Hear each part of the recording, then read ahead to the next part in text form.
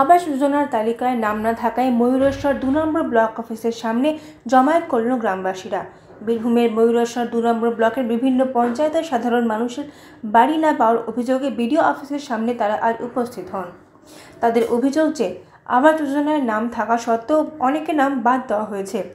মাটির বাড়ি থাকা সত্ত্বেও পাকা বাড়ির জায়গা তারা পায়নি, এমনকি পাকা বাড়ি থাকা সত্ত্বেও তাদের নাম এসেছে আবাসের তালিকায়। যারা স্ক্রুটিনি করেছেন এবং জনপ্রতিনিধিদের আত্মীয় পরিজনদের নামে এই আবাস যোজনায় নাম তালিকা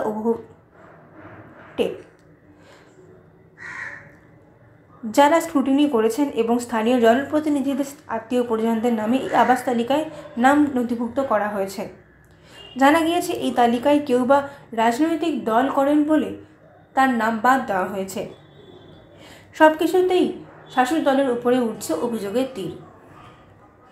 তবে আজ দাসপলসা অঞ্চলের রাধানগর গ্রামের প্রায় 93 জন মানুষ আবাস তালিকায় নাম নথিভুক্ত করতে ময়ূরেশ্বর ব্লক অফিসে এসে বাড়ির ছবিসহ কাগজপত্র জমা দিয়েছেন।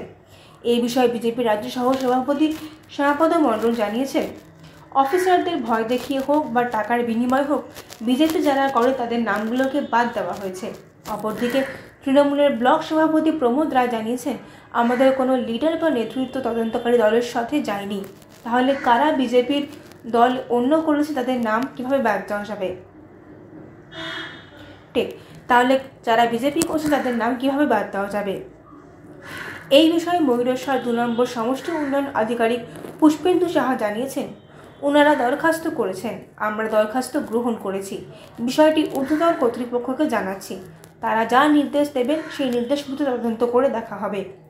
তারা যদি অরিজিনালি প্রাপক হন তাহলে তাদের নাম পুনরায় তালিকাভুক্ত করা হবে।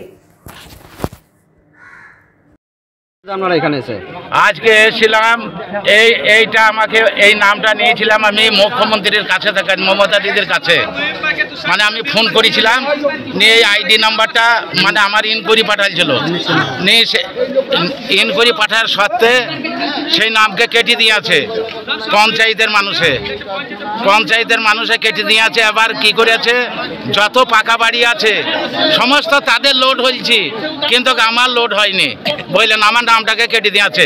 এটা স্বয়ং মুখ্যমন্ত্রীর বাড়ি বুঝলেন, ডবল তারা 3 বার বাড়ি নিয়ে আছে, তারা আবার বাড়ির টাকা ভরে আছে।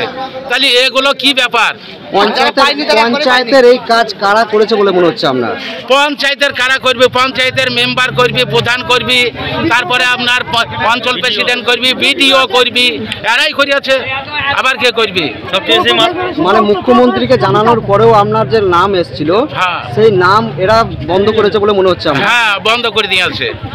মুখ্যমন্ত্রীর কাছে থাকায় আমি ফোন নাম্বার মানে ফোন করে নিয়েছিলাম। আমার নামের নাম আছে একজনের, আমার নামের নাম আছে, আমার নামটা কি করেছে তার নামে ভরে দিয়ে আছে, আমাকে বাদ করে দিয়ে আছে। কি নাম আপনার? আমার নাম হচ্ছে আলাউদ্দিন শেখ। কোথায় বাড়ি আপনার? আমার বাড়ি রাধানগর, দাসপলসার গ্রাম পঞ্চায়েত।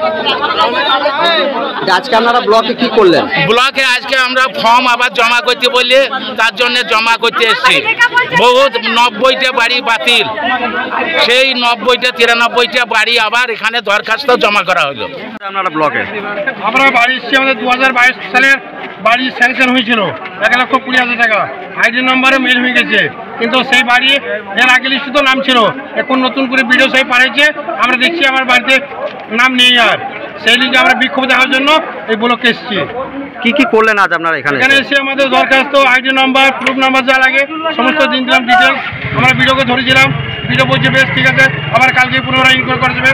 আমি বললাম কালকে যদি না যাই ইনকোয়ারি লোক, তাহলে পরশু আমরা টায়ার জ্বালিয়ে পথ অবরোধ করবো, পুরো পথ অবরোধ করতে পারে।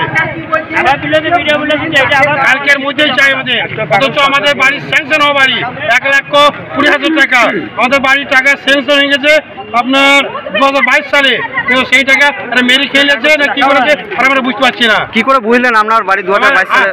আইডি নাম্বার দিয়েছে, এখানে আইডি নাম্বার দেখলেন যে আপনার 2022 নাম্বার দিয়েছিলাম, আর পুরো অ্যাড্রেস দেখে নিলাম এখানে। আমরা এখানে দেখে নিলাম, রিসিভ কপি ভিডিওকে দেখালাম, পেয়ে যাবে।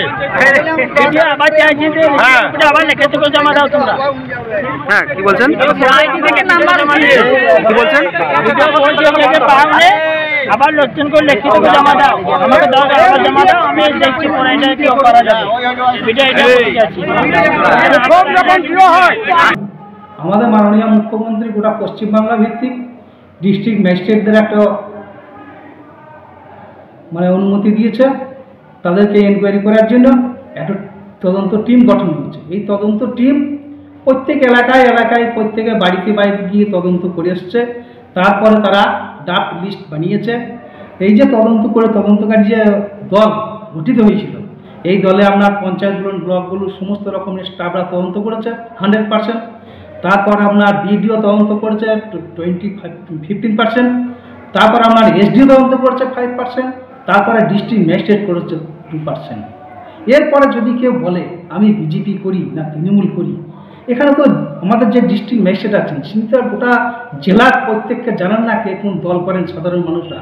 তাই দল ও মত নির্বিশেষে মমতা বন্দ্যোপাধ্যায় এখনও বলছে বা আগে বলেছে যাদের বাড়ি নাই, ভূমিহীনদের বা আবাসহীন যারা আছে তাদেরকে বাড়ি পাইয়ে দেওয়ার দায়িত্ব আমার। এই টাকা পাওয়ার পরেও তো মমতা বন্দ্যোপাধ্যায় বলেছে 2025-এ আবার তালিকা বানানো হবে। যদি কারি গৃহহীন হয় তাকে বাড়ি বানিয়ে দেওয়ার দায়িত্ব মমতা বন্দ্যোপাধ্যায় নিজে নিচ্ছেন। রাধানগরের এক ব্যক্তি আজ আমাদের মুখোমুখি হয়ে তিনি জানালেন যে তিনি নাকি বিজেপি করেন বলে, বা তার সাথে যারা এসেছে বেশিরভাগই বিজেপি করেন বলে নাকি তাদেরকে নাকি বাড়ির তালিকা থেকে নাম বাদ দেওয়া হয়েছে। কি বলবেন এই? এটা অসম্ভব কথা। তাদের যে বিজেপি করে বলে বাদ দিয়েছে, বললাম তো আপনাকে যে ডিস্ট্রিক্ট ম্যাজিস্ট্রেট যে তদন্তকারী সংস্থা তৈরি করেছেন, বাড়িতে বাড়িতে কি জানেন নাকি কে কোন দল করে বা কে কোন ভোট দেয়? তাহলে ভোটার আগেই তো কাউন্টিং হয়ে যেত যে কে কাকে ভোট দেয়, কে কোন দল করে। আমার তো মনে হয় না কোনো দল, যেমন আমি ব্লক সভাপতি হিসাবে আমরা প্রত্যেক পঞ্চায়েত সভাপতি ডেকে নির্দেশ দিয়েছিলাম এই যে তদন্তকারী দল গিয়ে তদন্ত করবে, এই তদন্তে যেন কোনো লিডার বা নেতৃত্ব প্রভাবিত না করে। মমতা বন্দ্যোপাধ্যায়, অভিষেক ব্যানার্জির কথা মতো আমরা আমাদের তৃণমূলের দলের কোনো নেতৃত্ব কোনো জায়গাতে এই তদন্তকারী দলের সঙ্গে যায় না। তাহলে কী করে তারা বিজেপি বা তৃণমূল আইডেন্টিফাই করবে? যাদের এখনো পাকা বাড়ি নেই, যারা এখনো কাঁচা বাড়িতে বসবাস করছে, তাদের কতদিনের মধ্যেই শুরু হবে বলে মনে হচ্ছে? আমাদের তো অ্যাপ্লিকেশন বিডিও সাহেব নিচ্ছেন। অরিজিনালি যদি কারোর মাটির বাড়ি থেকে থাকে তো আগামী কাল থেকেই তো বোধহয় আবার রিতদন্ত হবে। এই তদন্তের পর যারা অ্যাপ্লিকেশন করছেন তাদের বাড়িগুলো তদন্ত হবে। যদি প্রমাণিত হয় অরিজিনালি মাটির বাড়ি, তাকে অবশ্যই দিতে হবে। সেটা আমরা ওখানে বিডিও সাহেবের কাছে গেছিলাম। বিডিও সাহেব বলেছেন তদন্ত করে দেখা যাবে সত্যি করে যদি কারো মাটির বাড়ি হয়ে থাকে তাকে দিতে হবে, আর যদি কেউ অন্য কারো বাড়ি দেখিয়ে করেছে তাকে বাদ দিতে হবে।